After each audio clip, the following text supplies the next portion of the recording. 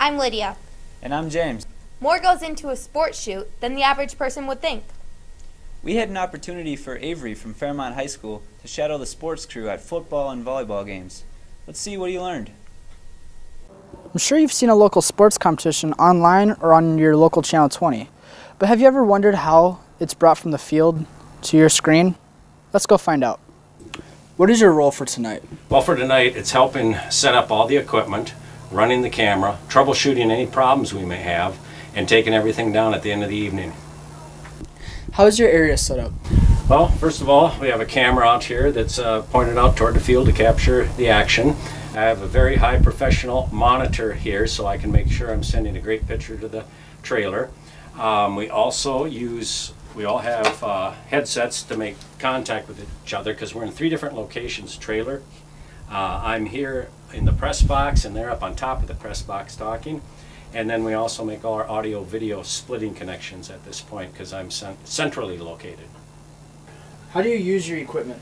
Well, first of all, it's more than just putting a camera on the tripod.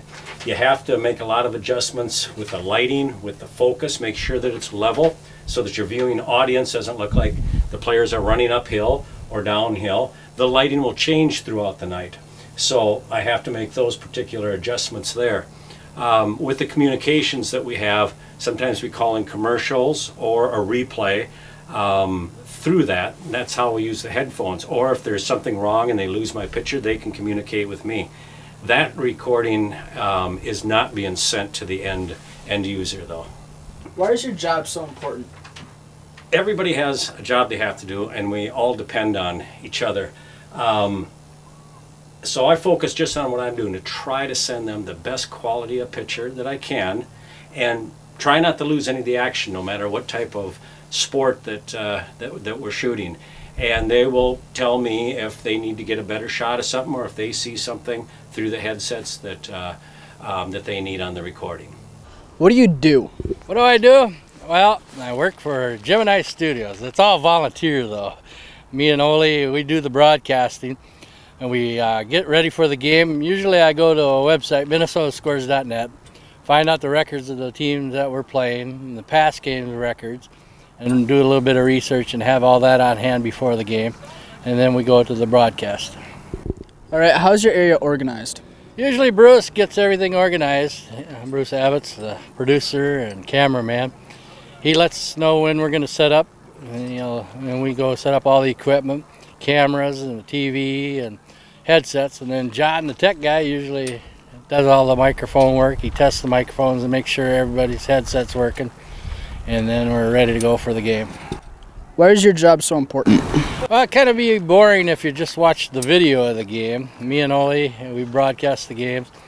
Like last week, they had the Worthington game on the web. You could watch it, but all they had was video, and then you could hear the public address guy, but that was it. They had no announcers.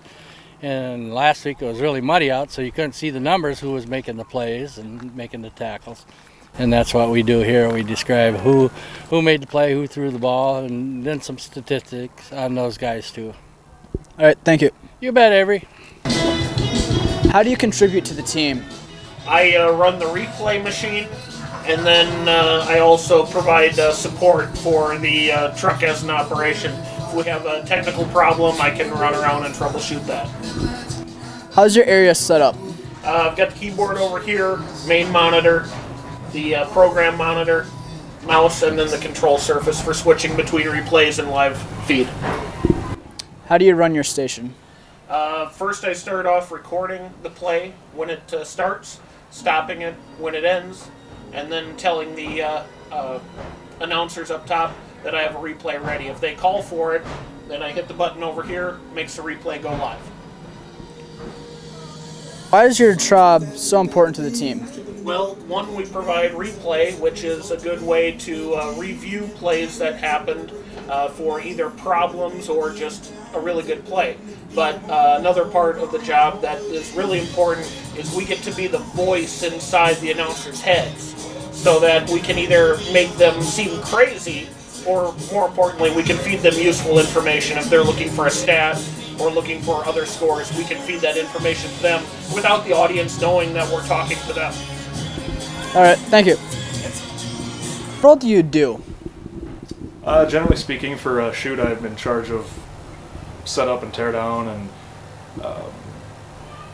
my main job then is to run the TriCaster during the games, and typically sound. How's your area usually set up? We usually have the camera coming in from Bruce, and that runs into my TriCaster along with the audio, and then everything's kind of set up all within arm's distance of me, so I can transition from live video to commercials and whatnot. Okay, how do you run your equipment? We bring in all the audio from the talking heads and the video from Bruce, and then I mix it all in the TriCaster. I add CG, and then put that out live through our Voxcast. Why is your job so important to the team? I think the most vital part of my job is it's my job to make sure we're online. So we're streaming live our games and whatnot. I have to troubleshoot that if it doesn't work. So that's the most vital part of it all. There you have it. That's how the field is brought to your screen at home or online. I'm Avery Vlieger, signing off for GSTV 12. I didn't realize that a sports shoot and a studio shoot were so different. Our team here at Gemini is just like a sports team. We all have to work together to get the job done. I hope you learned a little bit about what we do here at Gemini Studios. Not a lot of schools have the opportunity to do what we do. Well, that's our show for today. Thanks for watching, and we'll see you next time on The Student Connection.